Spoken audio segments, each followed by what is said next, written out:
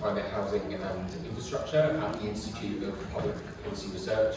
Thanks for joining us today. You're very welcome to the launch of this new report on cultivating a fair transition for farming. The report was released as part of IPPR's Fair Transition Unit, and the mission of that unit at IPPR is focused on how we can reduce emissions, restore nature, but do so in a way that is fair and just, maximising the economic benefits, but also minimising the social and economic consequences of the net zero transition. But it's fundamentally, the principle of the unit is founded on the findings from the Environmental Justice Commission, which reported in 2021, and the unique point of that was recognising that there are actually, in this transition, we do need to make for climate and nature. There are also huge opportunities that can be maximised as well as risks to be managed. And the focus of this report today, as I'm sure you know, is on how do you deliver a fair transition for farming, food and agriculture. The sounds very annoying. I might just sit back a bit from the mic, that might be better. I'm going to, just in terms of running order for today, I'm going to introduce our speakers, present some of the findings from the report, hear from our speakers, and then get into a discussion and Q&A. I'm very much looking forward to the discussion with the audience and any potential questions. But just to introduce our speakers, I'm really delighted to welcome Daniel Zeitner, who is the Shadow Minister for Food, Farming and Fisheries for the Labour Party, Greg Smith MP, who's the Chair of the APPG on Farming, Lydia Collis, who's the Policy Analyst for Greener Alliance, and Holly Purdy, who's at the Horner Farm in Exmoor, I believe. And you'll be hearing from our speakers in just a moment. I'm just going to take you through the background to the work, the findings from our deliberative work, the key findings of the report and recommendations, and then, as I said, we'll hear from our speakers and have a discussion and questions. The background of the report, as I've already said, and the key question that it was seeking to answer was how can farming in England use the land to maximise decarbonisation, nature restoration and sustainable food production in a fair way.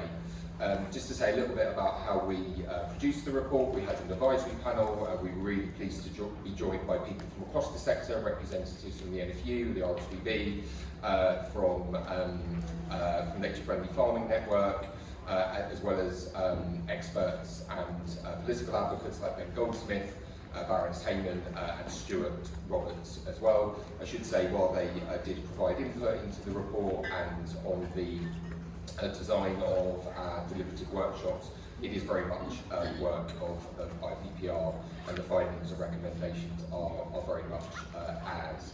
A key part of this work, as with all of our fair transition work, was to hear from the people most affected by the transition. We believe that you can only deliver a fair transition by involving the people that are at the sharp end of the transition, which means that we held a number of co-design workshops with farmers and farm workers from across the country. We held 3 community panels across the country, and I'll say a little bit more about those in a second. And we also held a series of stakeholder roundtable interviews and literature review, as well as having our own policy development. But as I said, the research had a core deliberative element in which we focused on 3 counties in England, and we wanted to take a place-based approach to this research because we wanted to gain a deeper understanding of the challenges and opportunities that were faced in 3 counties with very different farming contexts. With the help of our advisory panel, we chose we chose Somerset, Kent and Cumbria, and we held 3 online community panels with participants in those locations. We also held a farmers and farm workers panel, which brought together participants from across the 3 locations into one panel. And that really was the co-design workshop stage of the work, where we brought together farmers and farm workers to understand what the challenges were that they faced, what they thought the research should be focused on, and what they thought the community panels that we were convening in those 3 areas should be focused on. and I should say the community panel that brought together those farmers and farm workers, but also consumers and members of the public from those particular areas. I think their perspectives on what they wish the public knew in terms of the farmers and farm workers about farming were particularly instructive for us and helpful for developing content for the community panels. Just to say a bit about who they were landowners, farm managers, land managers, tenant farmers, fruit pickers, a farm shop worker, a soft fruit technician.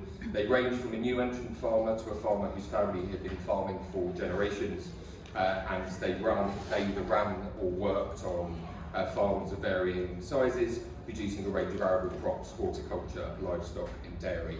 We accept it wasn't truly representative, but we did try to ensure that we had a broad range of perspectives represented within them as far as possible. Sorry for the amount of text, I'm not going to run through all of these things, but I did just want to say a bit about some of the findings that we got from our panel of farmers and farm workers, because this obviously guided our work and I think is some of the unique part of the work in particular. I think first of all, in terms of challenges, just to highlight 5 of them: the workforce challenges, including recruitment and retaining good people, a real sense around the perception of farmers and farming, real concerns around generalisations of what's seen as good and bad farming, e.g. For example, one said that dairy is often seen as the baddie, views that farmers felt that they shouldn't make money, as well as concerns about small but strong anti-solar sentiment amongst some communities. There was also a lot said around the poor public understanding from their perspective of where food comes from, the lack of interest and value placed on the origin of their food. The farmers and farm workers that we spoke to were rightly proud of their industry and the work that they do, and I think it was clear from that they felt it was underappreciated by policymakers and the public at large as well.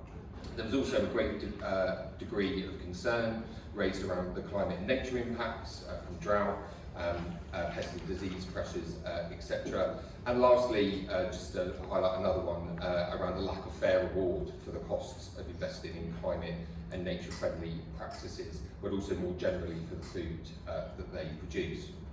In terms of asks that they wanted to see discussed in the community panels and to see featured in the work, they focused on things like the government scheme design. They want to see greater flexibility and recognition of complexities in the work that they do, but they also wanted the schemes to be much more accessible with clear timeframes and clearly communicated.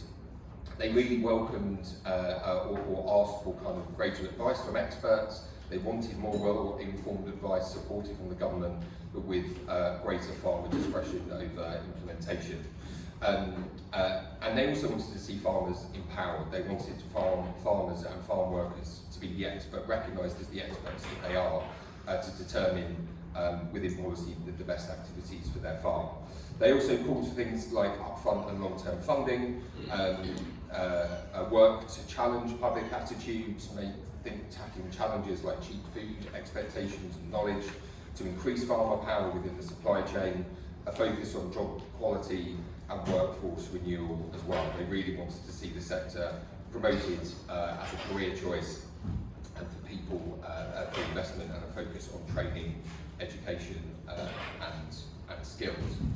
As I said, this reflected the shape of the discussions within the community panels that we held in Cumbria, Kent and Somerset, and I just wanted to highlight 5 things really that came out from those panels. Now, we found them incredibly rich discussions and interesting because it brought together farmers, farm workers and members of the public, and I don't think that's actually something that gets, where a group of people often comes together to discuss these issues.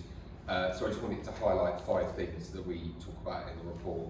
Firstly, someone should have intervened before this point. These are all direct quotes from the community panels. And the reason I'm highlighting these is because these kind of highlight some of the kind of key trends or key themes that came out of it. But there was a real sense, I think it's fair to say, disbelief amongst many and I think this is also encapsulated in the last one at the bottom around, I didn't know that food consumption contributed to climate change. There was a great deal of surprise, in some aspects upset as well, about the impacts that food was having on the environment, a kind of slight bewilderment about why people weren't being informed about this, why they didn't know, why more wasn't being done, and there was a kind of general consensus around those thoughts which kind of permeated throughout the panels that we held. Secondly, that farmers don't get the level of respect that they deserve. I think there was, and this again connects with the quote around always driving past the local farm but don't know anything about what they're doing. I think those two things were kind of linked in the mind of the people in the panel. The fact that people don't know enough about how their food is produced, that distance that they have between what they eat on their plate versus how it's produced and how it's made, and a clear desire amongst the people that we were talking to for that gap to be closed, and indeed for the government to take a role in supporting the closing of that gap. And then lastly, and I think this cuts across all areas. We do a lot of deliberative work, not just in food and farming and agriculture, but on transport, on homes and elsewhere. But this thing about the need to think about future generations, that really did bring it home to everyone and fed into in particular the principle that I'm about to mention around the need for urgency and action and much greater government leadership. So that's just a highlight of some of the discussions. The panel in the end produced 9 key principles to guide what they saw was the need for a long-term vision for the future of land and agriculture. I mean, as I'll say in a second, this kind of steered our overall recommendation for a long-term strategy from government, whether you call it an industrial strategy or anything else. Was the recognition that there needs to be much greater intervention from government to steer the food and farming sector. That doesn't have to be and should not be top down, but we do need greater leadership and a framework within which all participants in the system can operate. And I know that echoes work from others as well. But firstly, the need to act now for future generations. I think that just again, this does come out of a lot of our deliberative work, the need for urgency, the need for greater action and ambition from government. Secondly, the call for greater education. Again, this is something that comes out a lot of our deliberative work, the need for more education about the climate impacts, around nature impacts, but particularly in this context, around the role of food and our food systems and farming and its impact on the environment. The desire to find ways to connect people with food.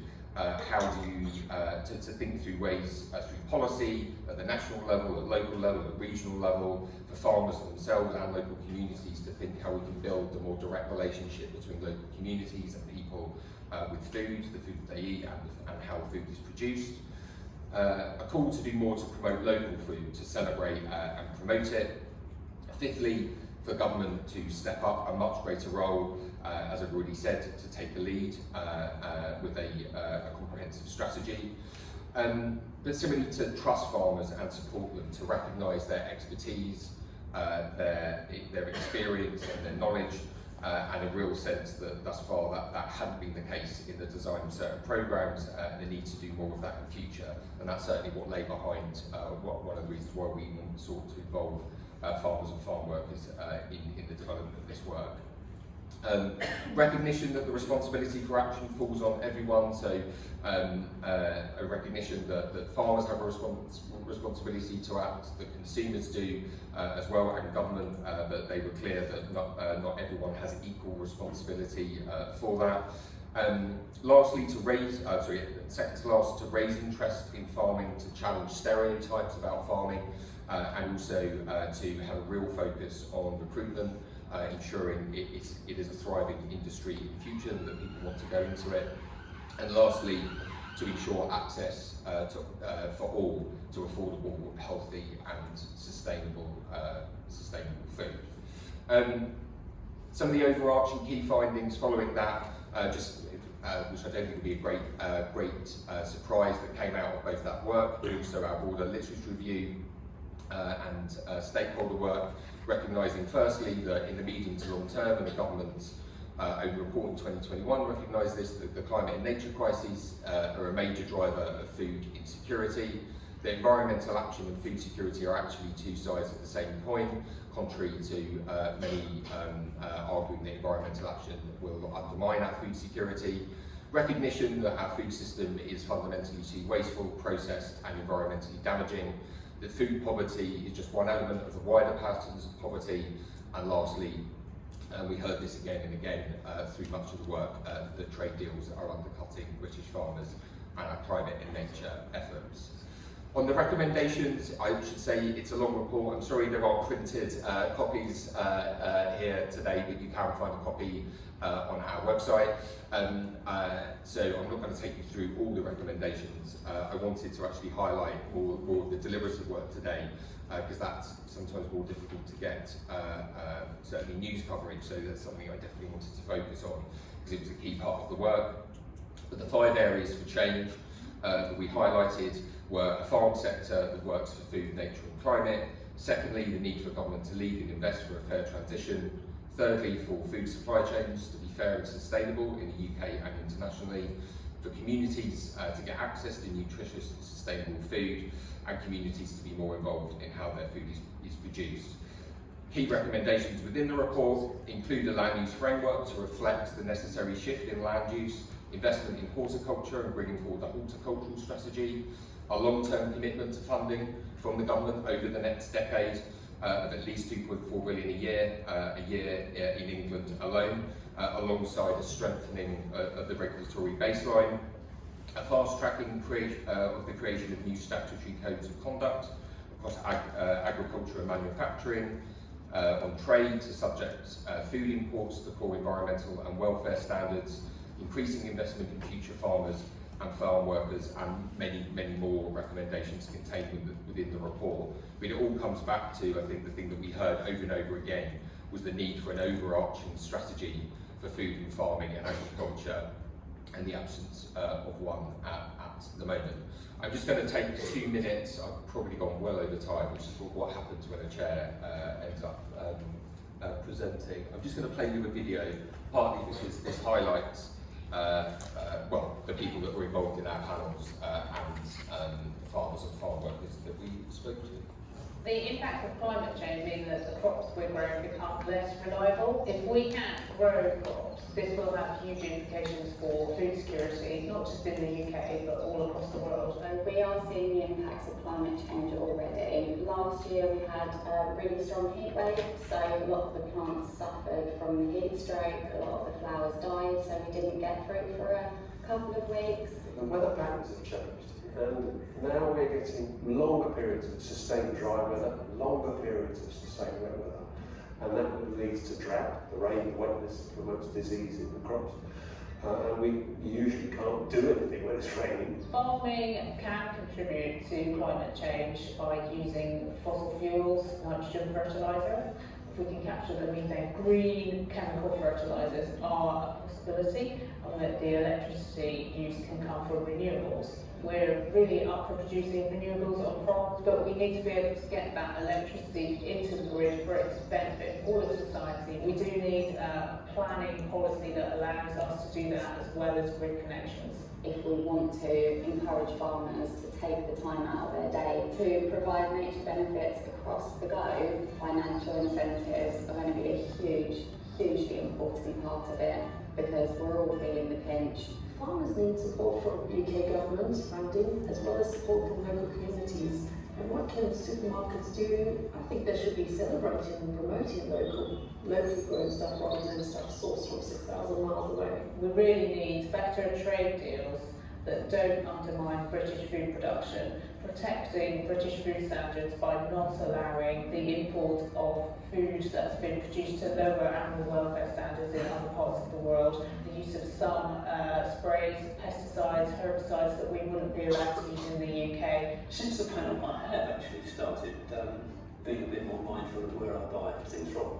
We do have a local farm shop, so quite frequent visits to there now, trying to do my bit. Our country is completely committed to net zero, and our industry has said we will accomplish that by 2040. So let's do it. Let's try and assure food production whilst tackling climate change.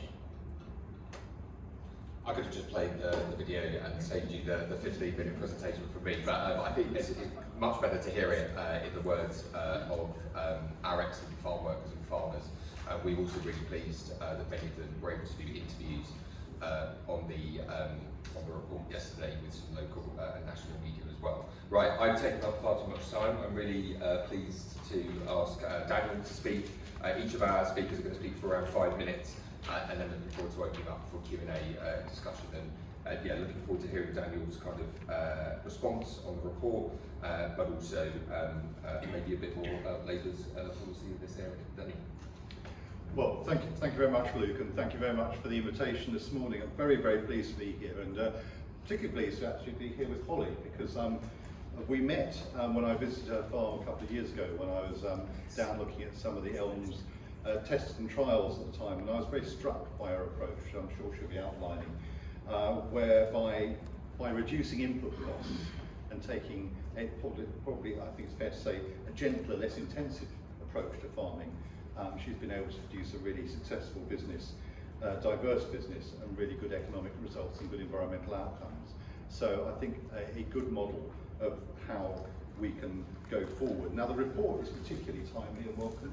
I have to say it was also very helpful having a report a couple of years ago as part of this project, which helped inform our thinking. Now, it's probably no surprise if I say that the IPPR is one of Labour's favourite think tanks. I'm sure there are other think tanks available, but we've always been very, very sympathetic, and you won't be surprised that I agree with much of the analysis of the report. Now, I've got an advantage in the sense I've actually read the report. I suspect probably not everyone has. There are quite a few detailed recommendations in there, and I really like the idea of a fair transition.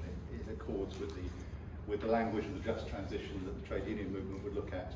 Now, there are recommendations in the report which cost money, and it's perfectly reasonable for you to make those recommendations, but you won't be surprised to hear that given the economic circumstances, as a Labour frontbencher, I have to be careful where I tread on that ground. And although there's plenty that we'd love to be able to commit to, in my view, anyone who aspires to government at the moment needs to explain how it's going to be paid for. There will be some who aren't bound by those caveats, but we are, because we're serious about getting into government.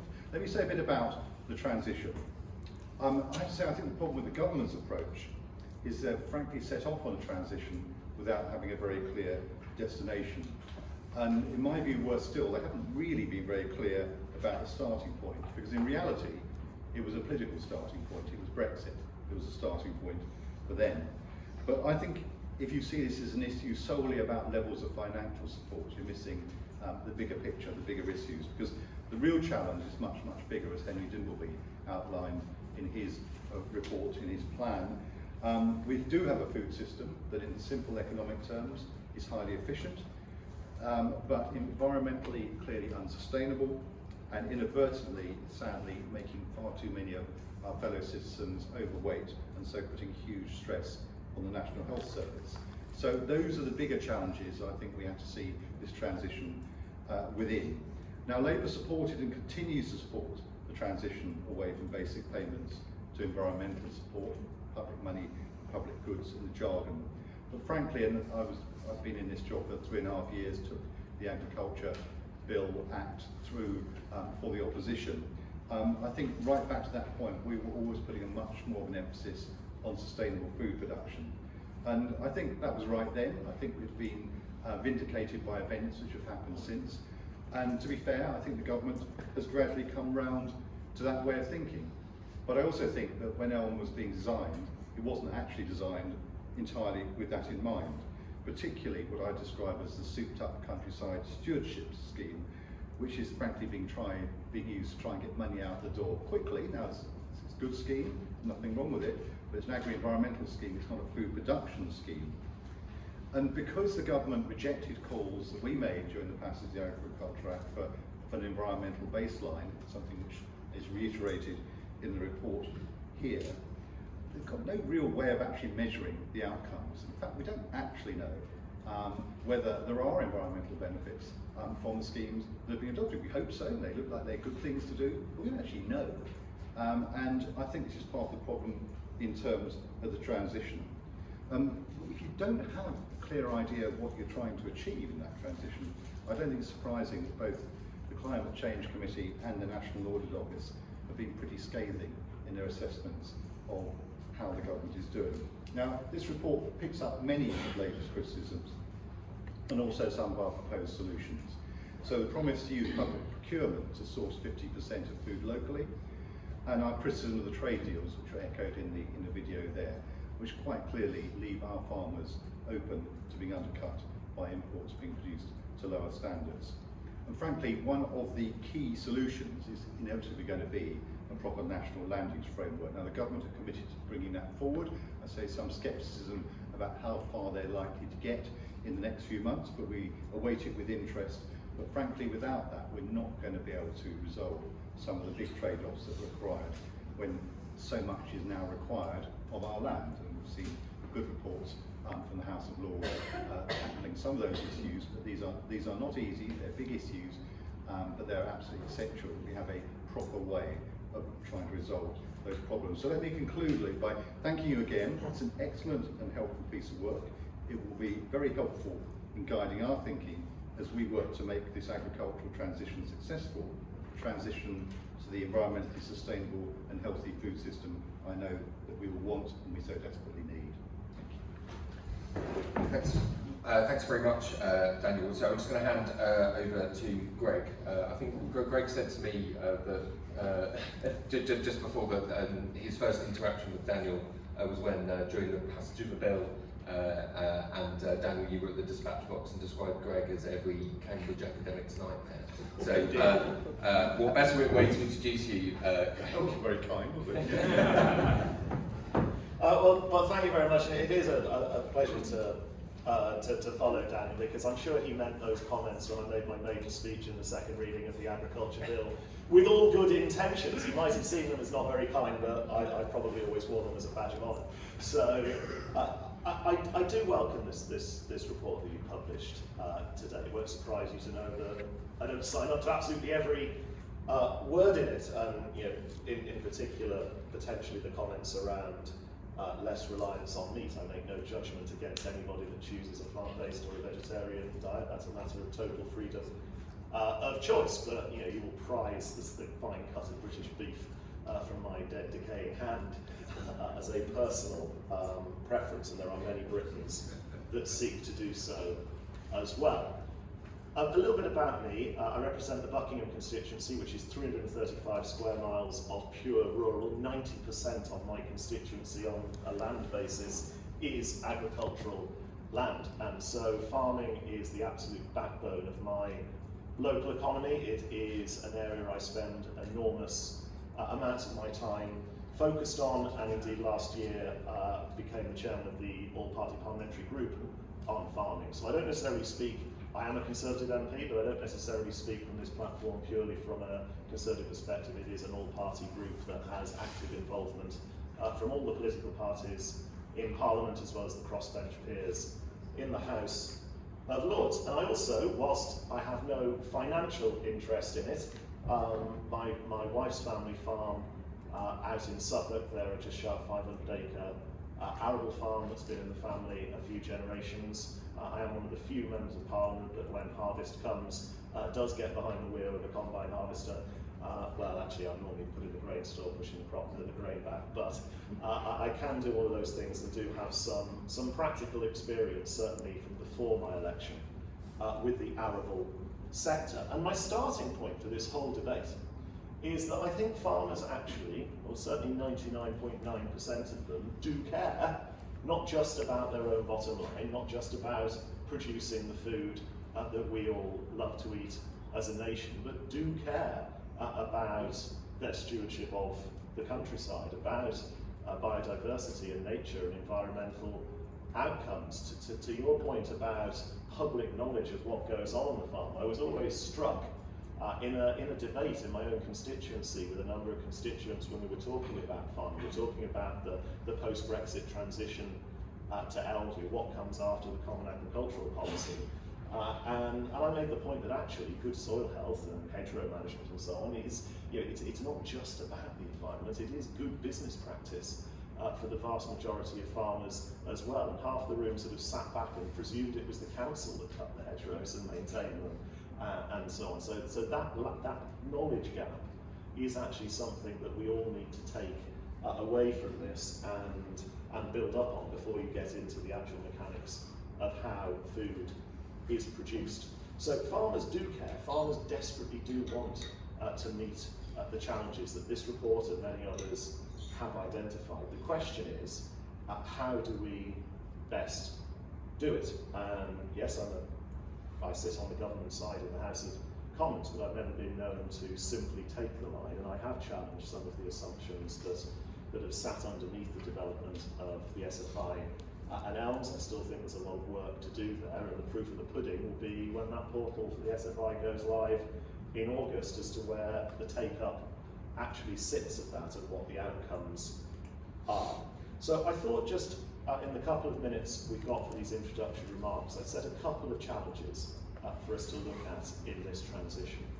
And the first, there was a really striking chart in your report that showed the proportion of environmental harm that comes from agriculture relating to the transport of both the deliveries to farm and indeed the transport of that produce back out either to a processor or to the shelf somewhere, or indeed if we're looking at trade. And I'm no critic of trade. I actually see trade as getting our premium produce that we produce in this country overseas as a clear way that we get to a point, which will take a long time, of profitability in farming. Selling those goods as premium goods overseas is a way that we do bolster the profitability of British agriculture, but we've got to get it there, of course. And your chart is absolutely right to point to the 2023 scenario where the vast majority of HGVs taking the grain away, or the aircraft or the ships that take the produce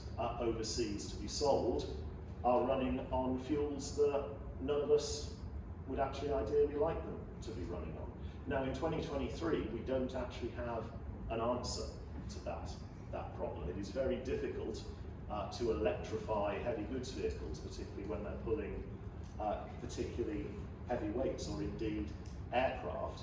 And actually, the very machinery we use on farm, there's been a lot of focus on the cars that we all drive, there's been a lot of focus on the development of sustainable aviation fuels. No one has yet been able to accurately tell me what the combine harvester of the future is going to be fueled by. Because I put it to you, and I'm up for a debate, but I put it to you, that is not going to be batteries. I cannot see a point at which a combine harvester or a lot of the tractors that we rely on farms can be electrified. I remember the John Deere salesman coming before I was an MP, before I was elected in 2019, to my wife's family farm, trying to sell one of their electric tractors. It wasn't going to run on batteries at all. They needed to install 50 power points in every field so a wire could trail the tractor while you work that field, which it defies logic that anybody would actually agree that was a good idea. But that future technology is coming, that we can defossilise agriculture, both in terms of transport of the produce and work on farm with some of the things coming down the line. In the short term, biofuels, but I double underline in the short term biofuels, because I have a deep problem with us growing crops simply to burn them in combustion engines, and the impact that has on food security and our own self-sufficiency. But in the short term, biofuels, drop-in fuels that will work in what we've got, and in the long term, the development of synthetic fuels, which actually agriculture can play a huge role in pushing forward. There are innovators right here in the United Kingdom, like Zero Petroleum, who through green hydrogen and atmospheric carbon capture have made a liquid hydrocarbon that will simply work in every single internal combustion engine that we've got at the moment. Every combine, every jet engine, every car if we want to, although battery electric will probably win that particular race. And the carbon that comes out of the back of the combine or the aircraft is exactly the same volume that is then recaptured to make the next lot of fuel. So to that essence, it is precisely net zero. It is one volume of carbon going around in a circle. And I think that is one of the challenges I would set up for the debate that we're going to have for that fairer transition, not just to plump for the technology that is here, available in 2023, but to see that innovation come through. I would make one other challenge before we get into the wider debate and hear from the other panellists, and that is this point around land use. We all know that we've got to transition to renewable energies. We all know that the volume of agricultural land across the United Kingdom makes itself pretty available and actually financially pretty attractive right now for a lot of farmers to convert to huge solar farms. Tell me about it. I can see applications every other week going in my own constituency for 2, 3, 4, 500 acre solar farms across North Buckinghamshire.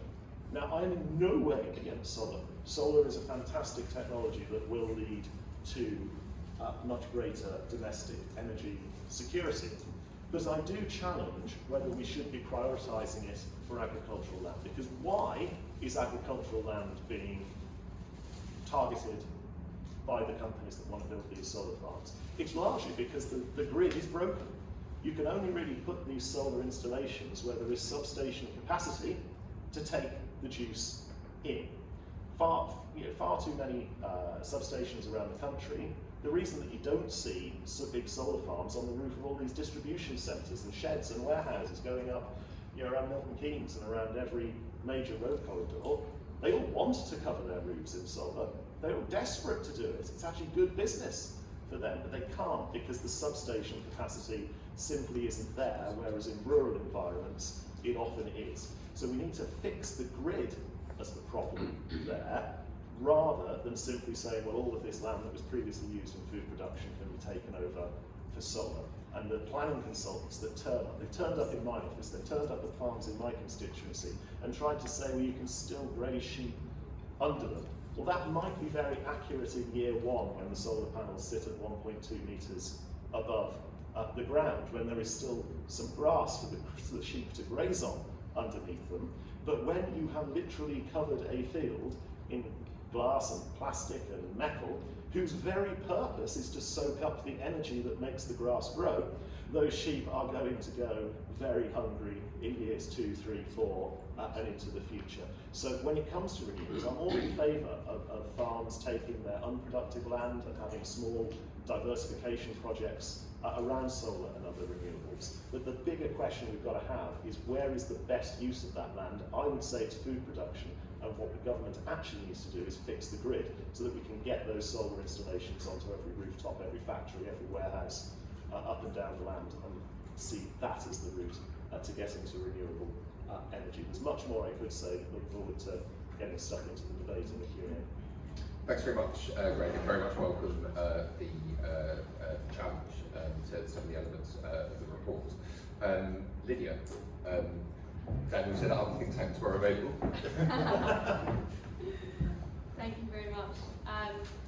I very much agree with what this report makes clear, that the land sector is facing these new and growing challenges that are making us look again at how we use land, and climate change and biodiversity loss are major drivers of food insecurity.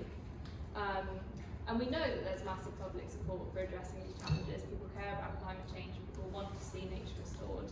And as well, farmers want to be there delivering on these challenges as well.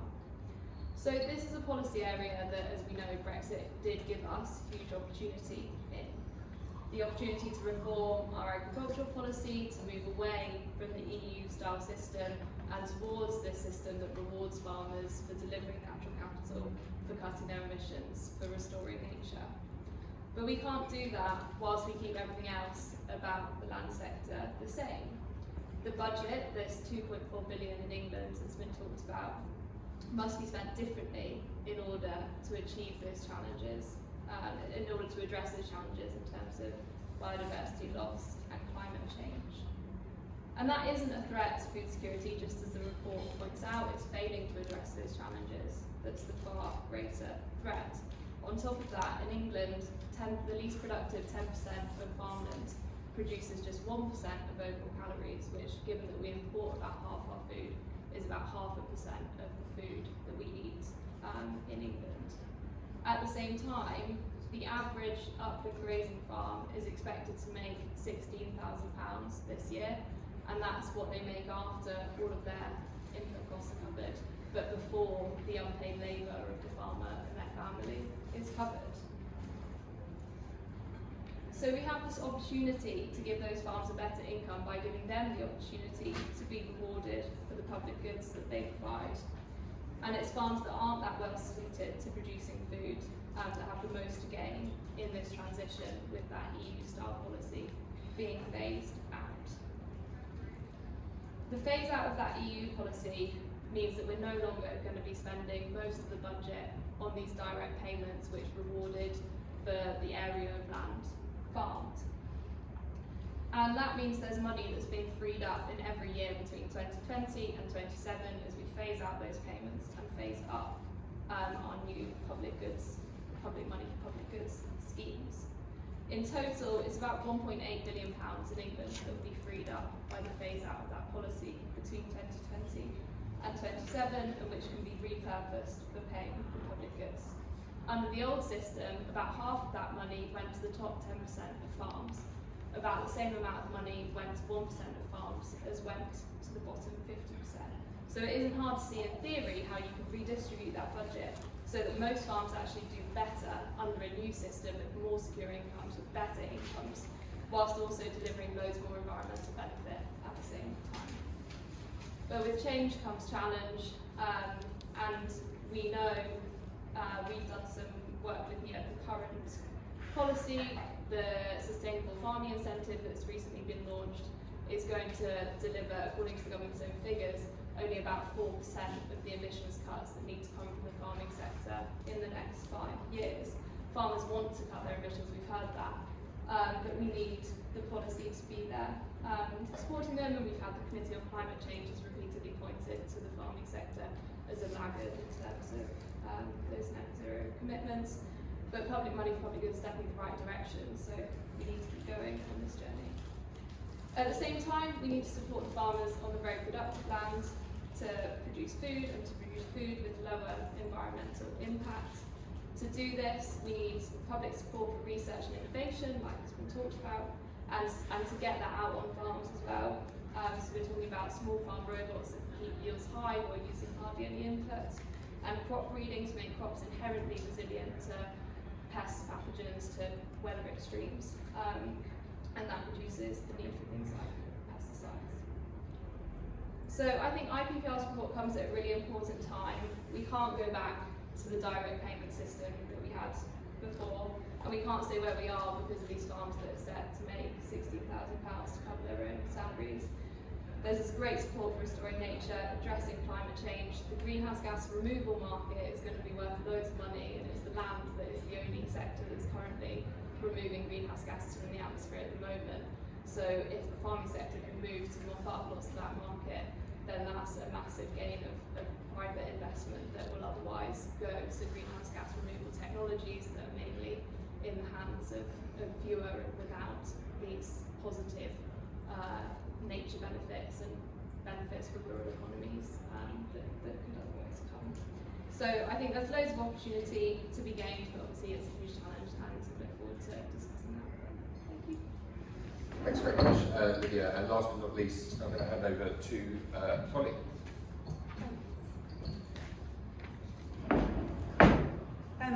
So I want to finish just really sharing our journey on our farm. So I'm not here for policy, I'm here as a farmer, and I think it's really important that they welcomed me here to sort of share our tale and have a really sort of voice that just, I say I'm a farmer, I'm really proud to be a farmer. I may be not your stereotypical farmer, but I am a farmer. So we are tenant farmers on Exmoor, so we farm 200 acres, so we're a pretty small farm. As farms go in our area, we're in this beautiful valley by the sea, not on the high grounds of Exmoor.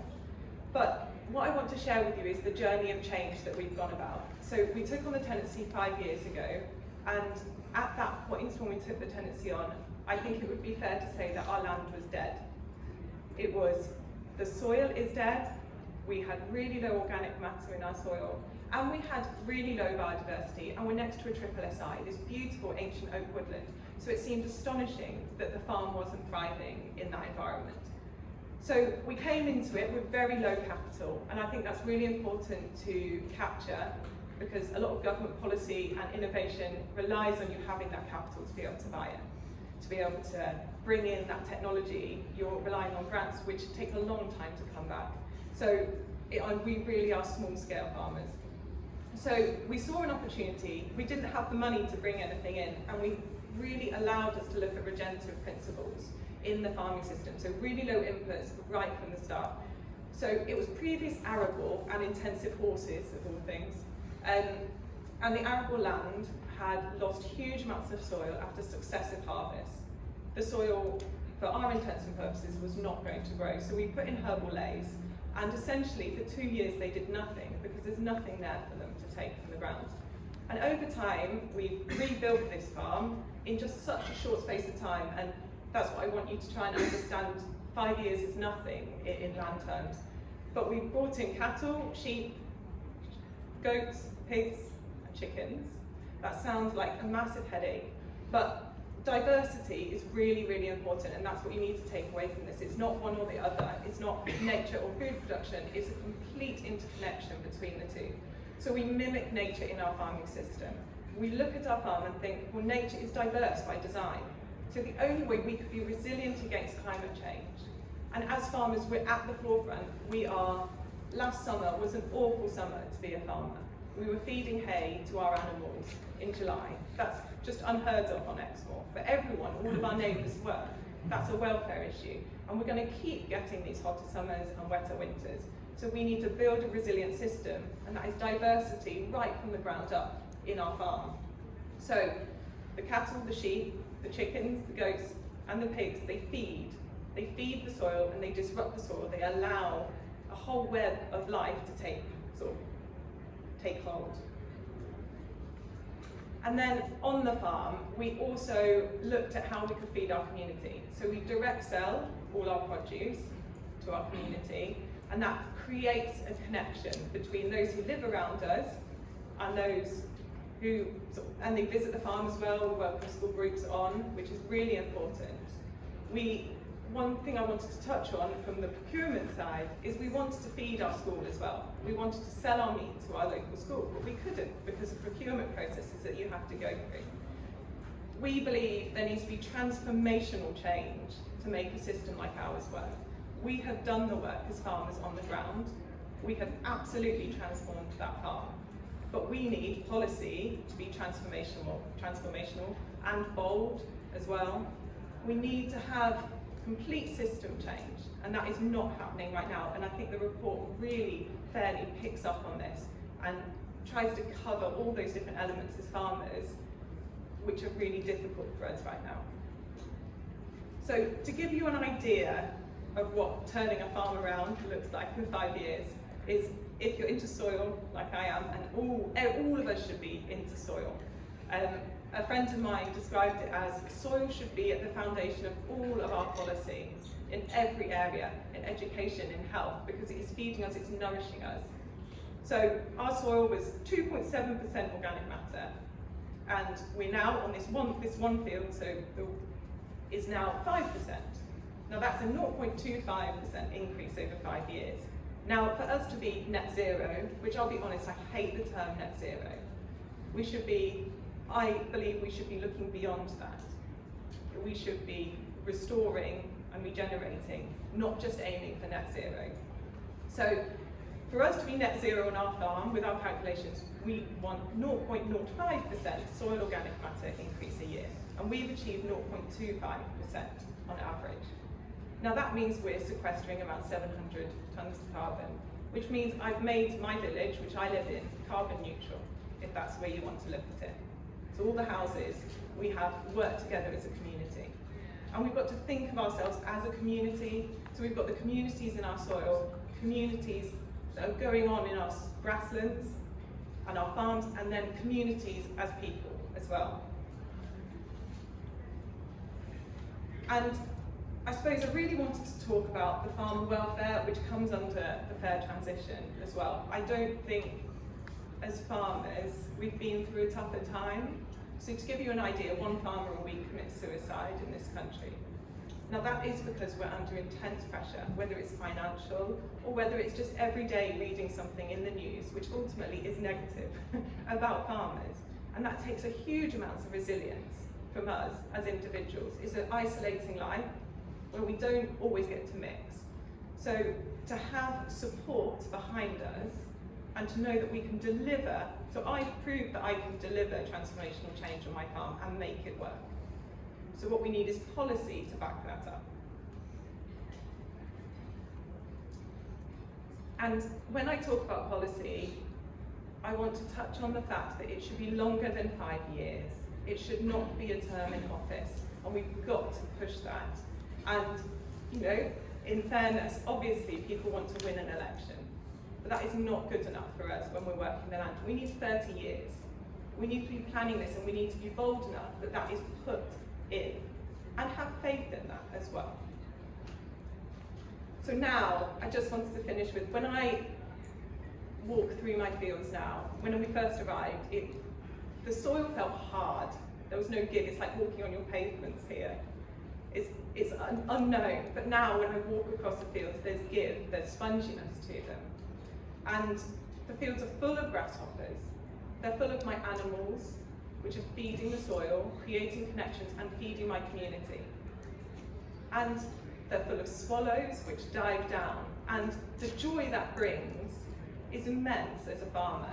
We want to do the right thing, and there are hundreds of farmers across the UK that are already doing this. So it just means we need that policy and that wider support to get us there, to get us the next step.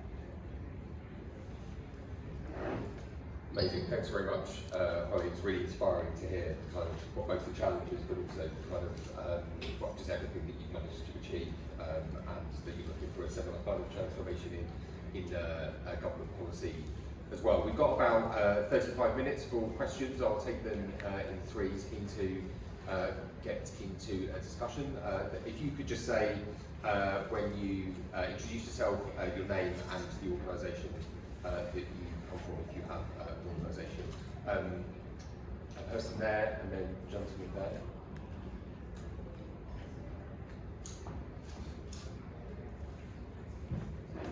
Hi, it's Kerry Maxwell here from the British Poultry Council. Thanks for having us here today. Sounds like there's some really good stuff here, and acknowledgement of the challenges is especially important, especially the cost ones, coming from an unsubsidised sector like mine. My question is actually directed to Daniel. Hi Daniel. Sorry, I'm bleeding notes, I've been scribbling. I suppose my question is, following your introductory thoughts, how does this research shape Labour food policy? In short, what do you want UK food and farming to achieve? Good question. Good question there. Okay, thank you. Stephen Jacobs, I'm here on behalf of Organic Farmers and Growers. Those who don't know, we're the largest certified organic land in the UK. Questions to the panel, really, particularly to our esteemed politicians. How do you cut across ministries? Because organic certification is not just about the food or just about farming. It encapsulates all of it. We've got a big issue at the moment because the common framework is being thrust upon the devolved nations. It's not very consultative, really.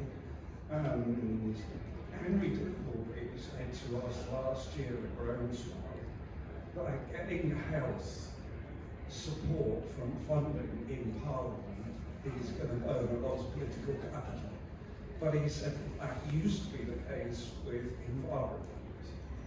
Maybe the time, the sands are shifting, I don't know. I think there was someone just to the right as well.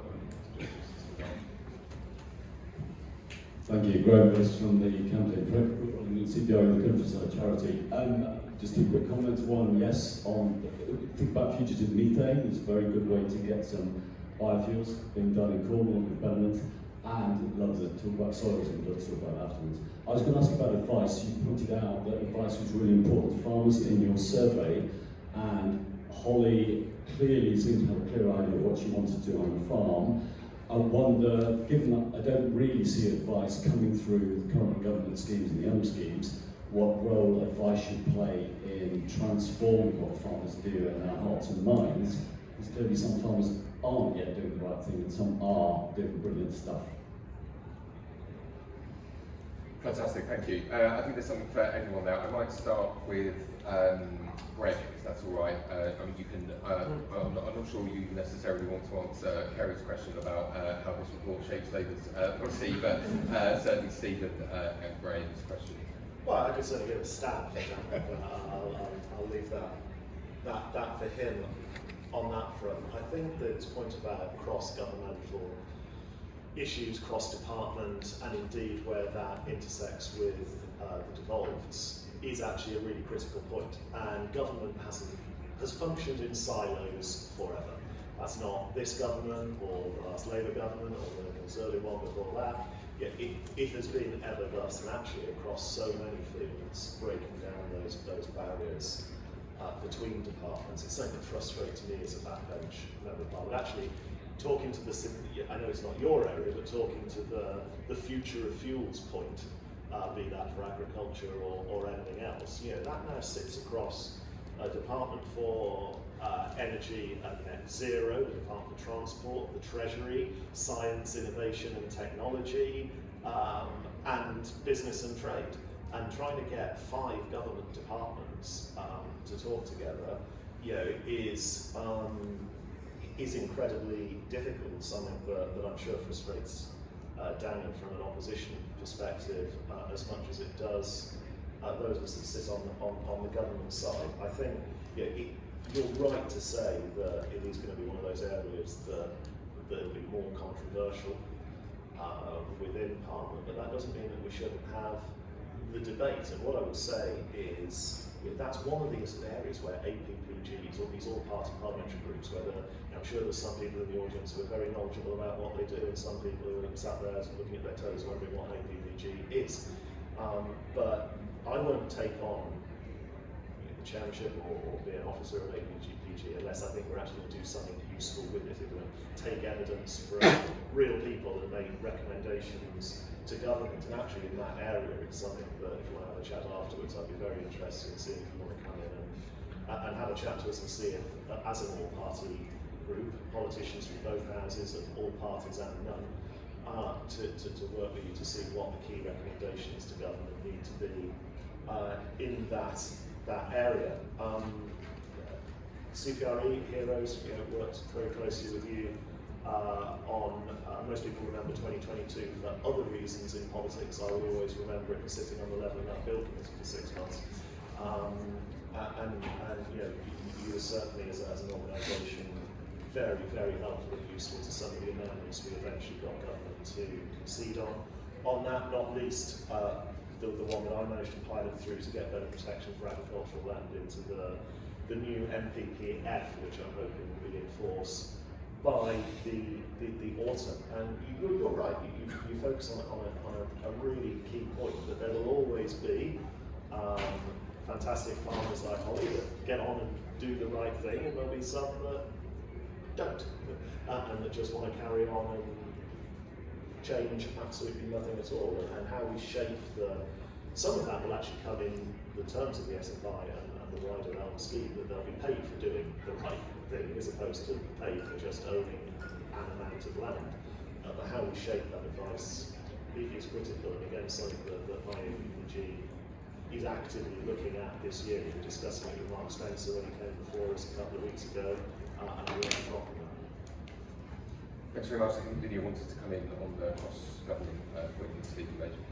Yeah, I just wanted, you mentioned health in your question, and I think on this notion of cross-government support, there's so much diet-related ill health in this country that costs NHS so much money, and And if we ate healthier diets, our diets would need less land and would have lower environmental impact.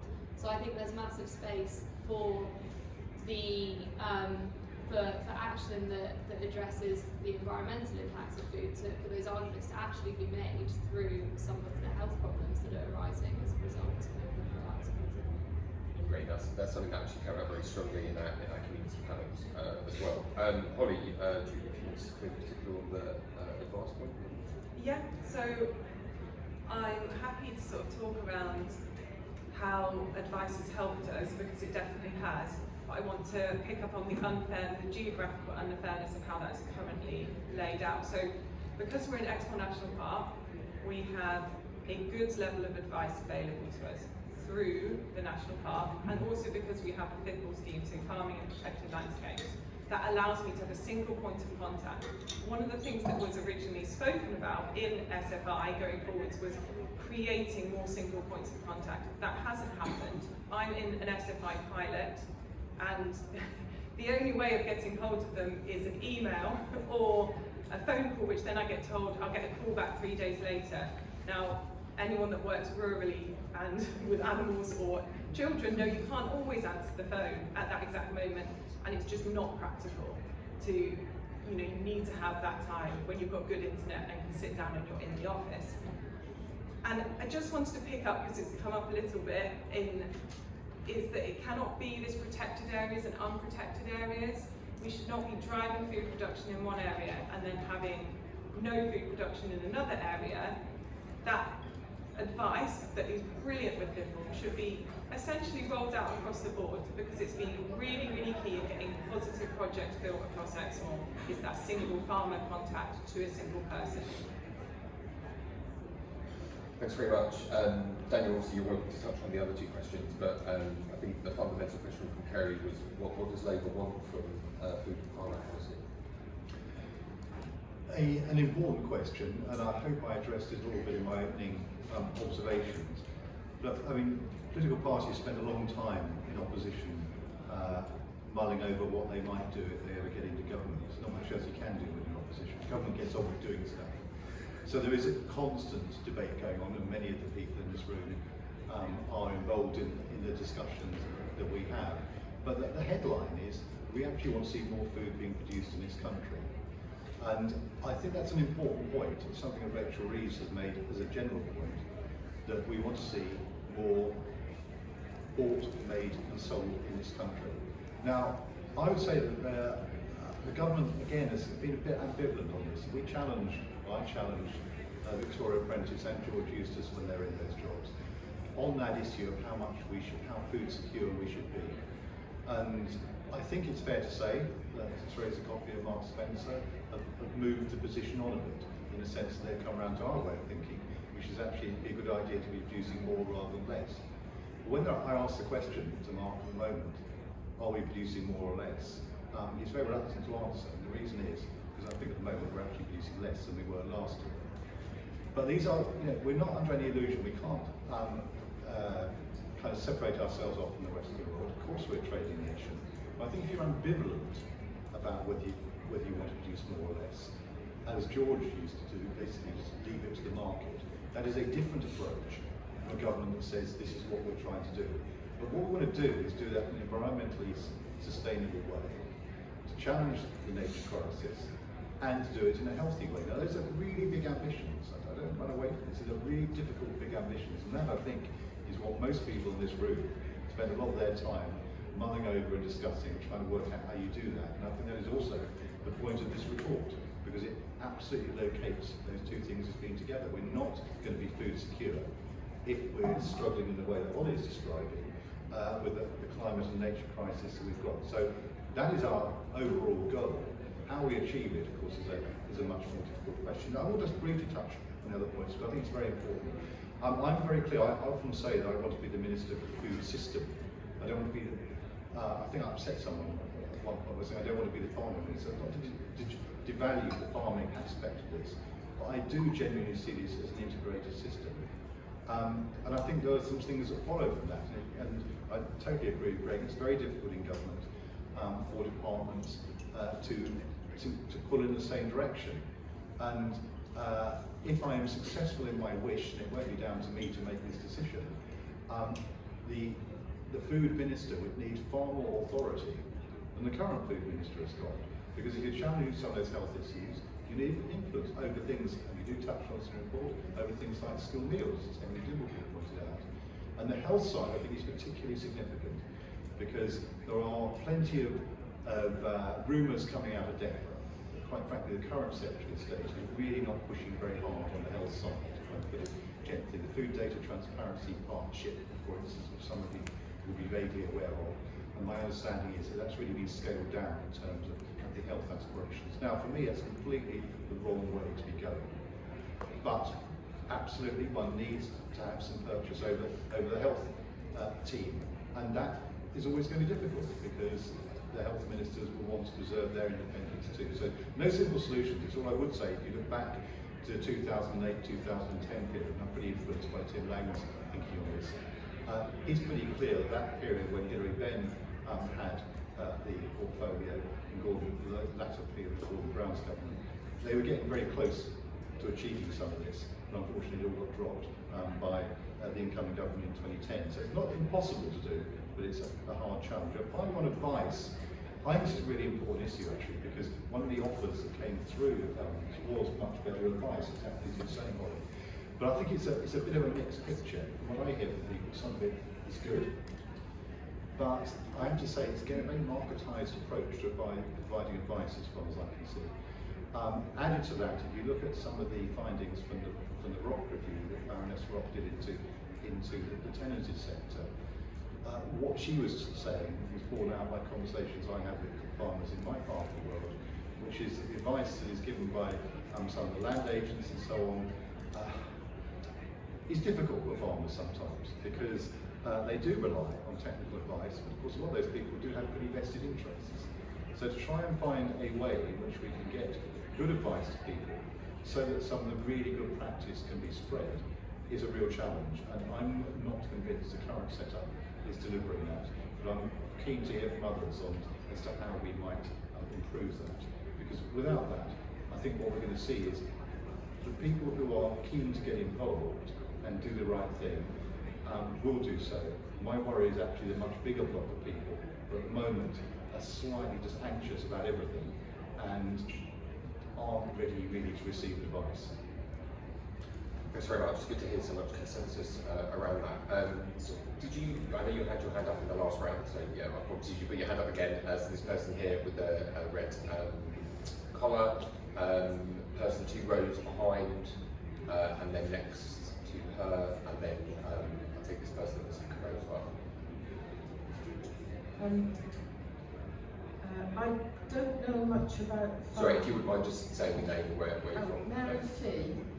And I don't know much about farming, although I came from a family of Irish farmers, and they're still producing milk. And because my ancestors, some of my ancestors went to Australia and produced sugar cane. And when we were children, milk was good for you. We weren't given much sugar, but we had about a pint of milk each a day that we were allowed to drink between meals. So I don't know if those policies still apply, but I did pick up from what you were saying about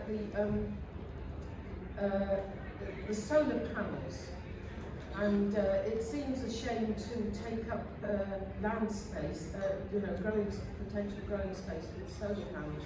And I wondered if you knew about this project in Walthamstow, where they're trying to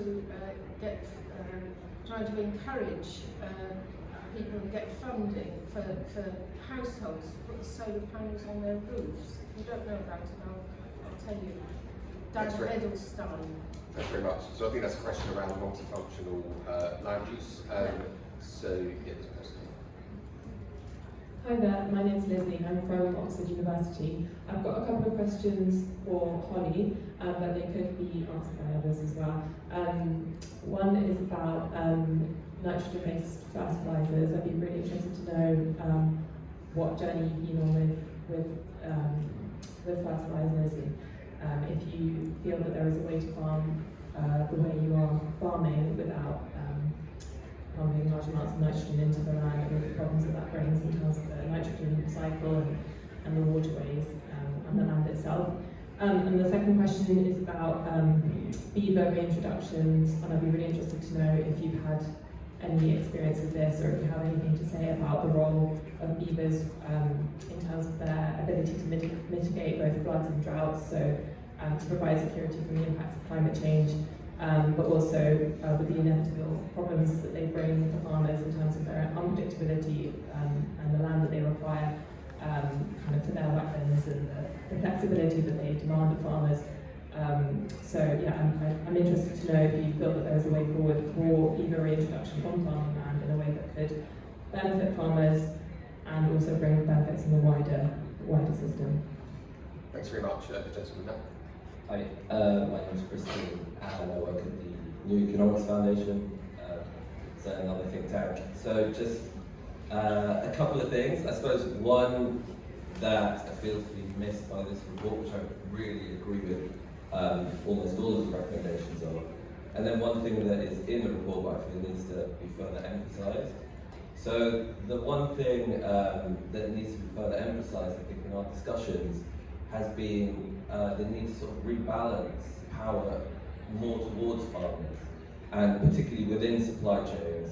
And that means both financial power, but power more widely too, in terms of what they're able to actually produce on their land, etc. This is all enabled by that financial power. And then this touches on the other point that I want to mention. So we've recently produced a report which looks at migrant workers in agriculture, and we found that the average experience of seasonal migrant workers in agriculture is absolute poverty. And that is enabled by the complete lack of power that the farmers have to actually pay them higher wages. So I wanted to highlight both these things and sort of emphasise that needs to be a key part of their transition as well. Thanks very much. For just the person sitting next to you, right? No, on. Yeah.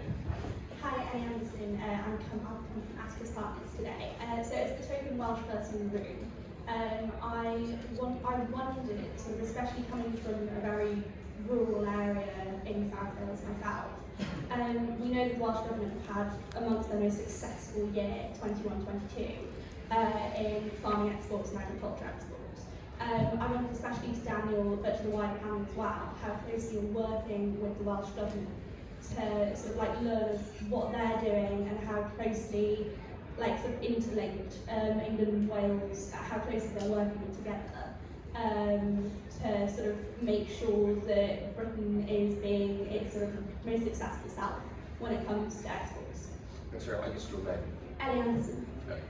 Fantastic. So I'm going to come to Lydia, if that's all right, with a question around multifunctional land use with Eva to touch on. Thanks.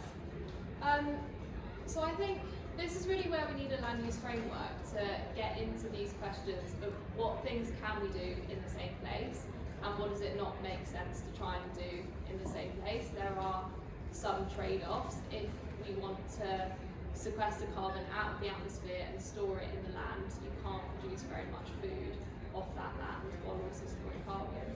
I think solar is something that is more possible to be integrated with farming. If we look at the current land take by solar panels, it's less than 0.01% of the UK's land at the moment. I think it's twice as much land as golf courses. Like, it is a really small area, and there's estimates that even to meet all of the solar demand that we need, it would only be 0.3% of our land that's under solar panels. And there's interesting work looking at these agrivoltaics where the solar panels are on stilts, and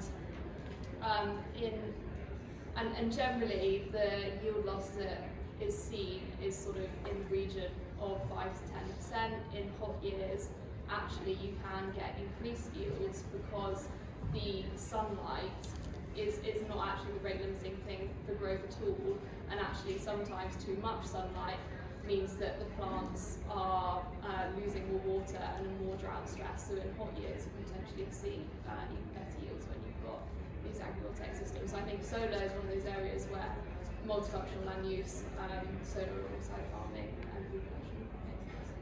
Thanks very much. Come to Holly, if I may, on the nitrogen fertiliser question and also beaver introduction, and maybe you'd like to also reference Christian's point around powering agriculture.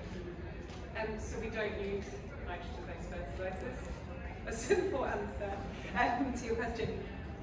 Partly because that's destroying our soil structure, it's destroying the carbon cycle that's going on, and we're essentially feeding a drug. Think of it like that. The reason we are so reliant on nitrogen fertilisers is because as farmers we have been sold seed that is reliant on nitrogen fertilisers. Somebody is making money and it is not the farmer. So when you have seed salesmen selling you a seed that is reliant on that fertiliser, that's where the issue lies. And we could change the way we look at that production. So that's fairly simple. Beavers, by chance, I happen to farm next door to a beaver reintroduction project, and they're currently fenced in because that was the license. I am very supportive of reintroductions in that way because I think as farmers we need to rethink the way land use is worked. It's not about land sparing, it's land sharing. So the beavers ultimately will benefit our farming systems because they are holding and storing water. So we talk about drought stress. So what we've done on our farm is created things like beaver analog dams. So we're mimicking beavers.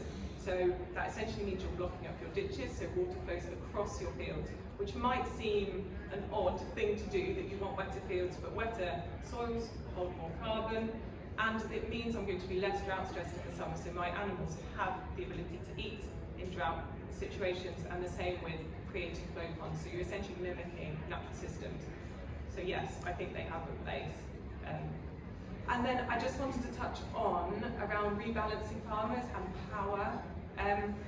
So I would say that I'm an agro-ecological farmer, and what I mean by that is this is a circular model where everyone holds an equal power dynamic within the way I farm. Now, I just want to touch on carbon markets in this. So if I sold my carbon that I produce on my farm, sold my air, then that would shift that power dynamic. So I think this is something really important to capture, is that we already have an unbalanced power dynamic, but going forward, a lot of the solutions that are being put in place are also going to keep unbalancing that power dynamic. So if I sell carbon, then my main goal, once you've signed that contract, is to store carbon, and therefore you no longer have your circular model, which you have one drawing almost further than the others. So yes, I think it's possible to be in balance. Thanks very much. Daniel, maybe, I'd be particularly interested in your view and what Labour's view is on whether we've got the right balance of power in the food system. To Christian's point, that's something that came out of our previous report, and indeed this one in a sense from many of the farmers we spoke to around the power of supermarkets in particular, and secondly, what lessons, if any, you'll learn from the Welsh Government? Thanks. Although it's a really important question. It's a really excellent report produced this year for the Ulster Farming Conference on this issue. There is clearly an issue in terms of power imbalance. It's not a new problem. There have been various attempts to resolve it. We would strengthen the grocery code adjudicator. I think it's sad that this year, perhaps unsurprisingly, given the cost pressures, that there have been many more issues that GSA's had to deal with. I'll pay credit to the government in the sense that on the back of the Agriculture Act, they have done the consultations on some supply chain fairness issues in the pig sector, just in the last week or two in the dairy sector. I think it's taken quite a long time. We'll have to see whether it achieves the outcome that we hope. But these are complicated issues, and there is a natural power imbalance almost, and I think that is why there is a role for government or institutions who put in place to help rectify those. So we will be looking very closely at that and taking that work forward. And certainly I do not understand why the horticulture strategy was dropped. We would restore that. I just would pick up the point though on migrant workers, because unsurprisingly as a Labour politician, you'd expect me to be concerned about that. And I am concerned about the way the Gang Master Licensing Authority has changed its remit effectively, and I want to see that made much more effective. Let me be clear, we absolutely need people to come help us. That's been an argument that's been running for the last few years in the sector. What I would say is, talking to some of the growers though, is the way the Home Office has set these systems up, which make it much harder for people to get returners who are both more economically efficient but are much less likely to be subject to abuse, is really undermining a system that we need to make work. As we saw in Britain, that we're not going to be able to fill these jobs with people from the UK. So we've got to have a sensible approach to this, and I do worry about some of the things that I'm hearing in terms of abuse. Again, not a new issue because people are vulnerable, but we need to make sure they're properly protected. On the Welsh Government, look, I was struck earlier, I think it's Claudia, you said there's no going back to basic payments. Well, of course, Scotland actually probably isn't moving away very directly from area payments, and the Welsh Government's producing a kind of hybrid model. So what we are seeing is our different systems playing out within the UK, and that's going to be a very big, complicated issue for someone to resolve at some point in the future, because the Single Market Act is nowhere near enough going to be dealing with these things. So if you're on the borders, you will be getting very different approaches, and that which creates a whole series of potential issues in itself. I look very closely at what the Welsh Government is doing. Of course I do, because they're my Labour colleagues, and I think there's much that we can learn from them. So why wouldn't you? So the answer to your question is, yes, we look very closely. Part of my summer reading will be the Welsh Agriculture Act, which to my dismay seems to run some 500 or 600 pages. Thanks very much. Greg, it'd be great to get particularly on the power issue, and then it'd be great to get maybe just a couple more questions, and then we'll do that responses to those and final contributions. Yeah, the power issue is critical in this. Post-Brexit, we no longer have to go along with some of the restrictive rules that sometimes did mean for certain small animal farms, the three-crop rule meant you didn't get particularly good economies of scale.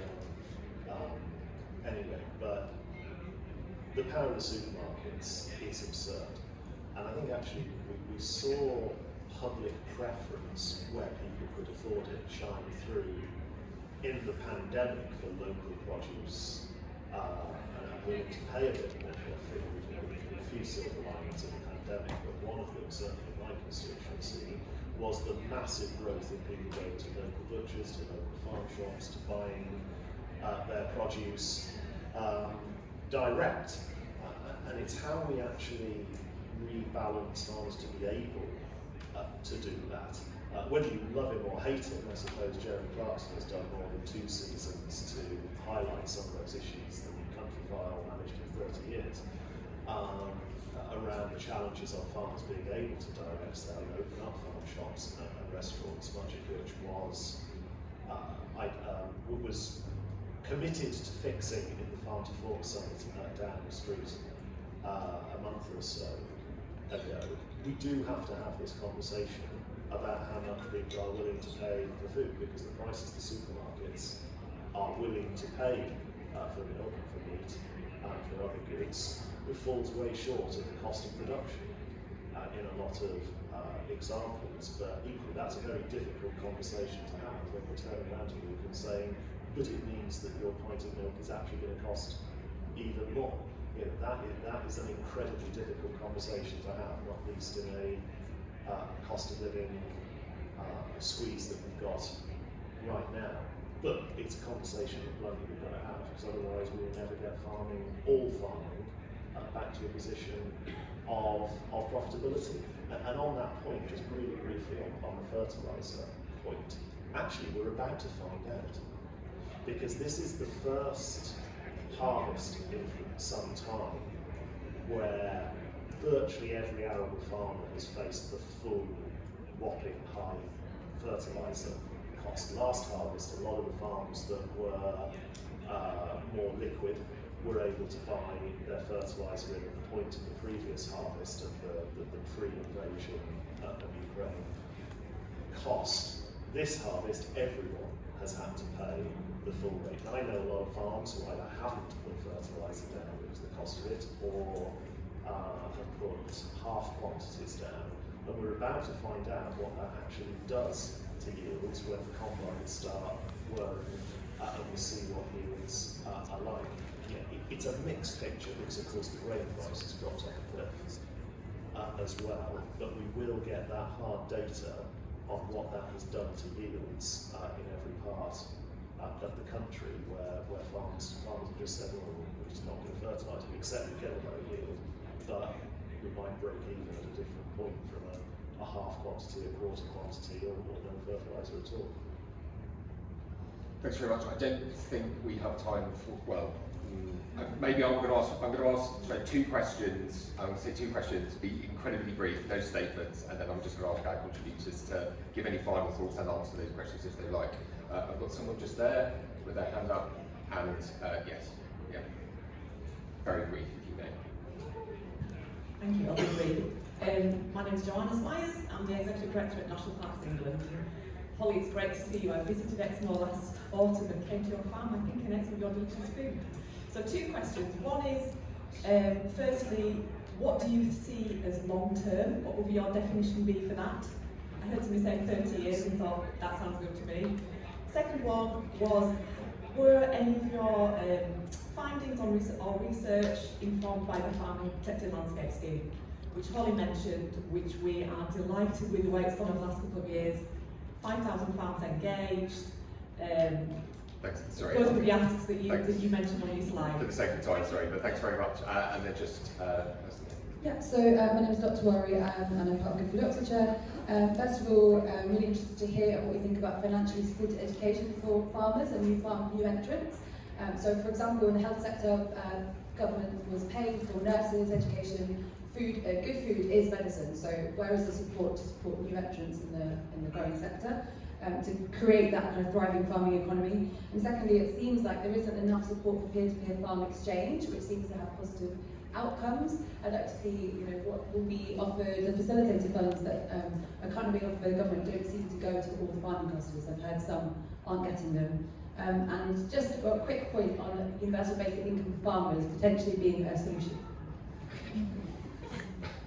But both questions then expanding the definition of a sort of question. But thank you very much. I'm going to come to Lydia, then Greg, then Daniel, and give the last word to our final panel, Holly.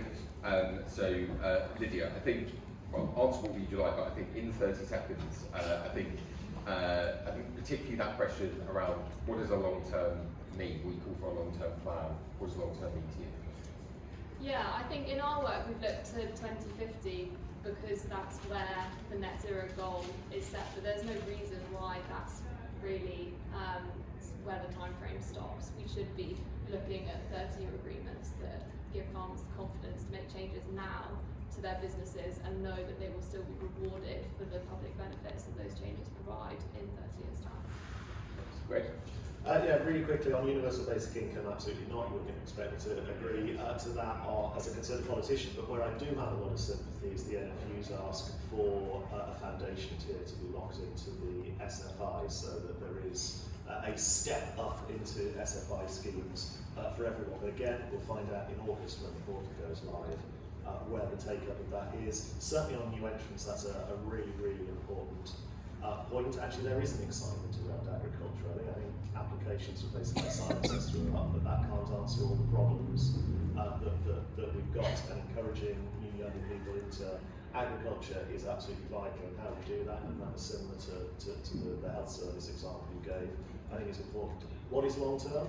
I actually agree that there does need to be a much bigger long term approach and focus to this, but of course we live in a democracy and no parliament can bind the next one. If the opinion polls are right, which obviously I think they're very much not, and Daniel's in charge of this, after the next general election, that's no slight on Daniel, but they might want to do something very different to the current government, and it's that age-old contrast in British politics, or that difficulty in British politics, that because no parliament can bind another, setting 20, 30, 40-year strategies without perfect consensus is incredibly difficult, but it doesn't mean we shouldn't try and put something together on that time scale. Thanks very much, Daniel. Long term, there is a 25-year environment plan. There are things we would disagree with, actually quite a lot we agree with too, so I think there is a long-term view. I'd settle for a 30-year Labour government, be quite happy with that. But, on the new entrants point, I think it's really important because I think the government has put the exit scheme in place and put money behind it. But frankly, the new entrance scheme is much more a series of pilots, and I think that's much more important. Traditionally, county farms have played an important role because local authorities struggle with that. I think there is a real enthusiasm, and I think listening to Holly, you can see there are ways in which imaginative people can do it, but I think there ought to be more help and support. Thank you very much. Holly. I would see 30 years, but from a farmer perspective, I would also say it's multi-generational. We're a very strange industry where we farm with the ambition to give it to our children. So it's a very long-term aim with us. But there did always used to be young and new farmer support available, which we took. And obviously that's not currently there in SFI, but that's not to say it's not there, but it was really important, that support. So I think it has been there and it's important to recognise that. But yeah, I just want to say that there is so much excitement going on in agriculture. There are some wonderful things, and a lot of it, which is a much bigger thing, is around land availability and the ability to access land. We have the people and the knowledge and the skills, it's just getting us there. Thanks very much. I realise we won't have answered every detail of all of your questions, but one of the co-authors of the report, Leslie, is up here at the front, and obviously I'll be around afterwards to answer any questions about the report. Please do go online and have a look and read it and get in touch if you've got any questions. We are doing work to follow up. Did want to thank you all for coming today and for all of your questions.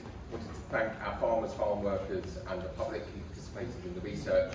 Really grateful for that. And wants to thank the IPPR events team for putting this event on, and also my co-authors of the report. But lastly, I just wanted to say, can we just put our hands together for our speakers.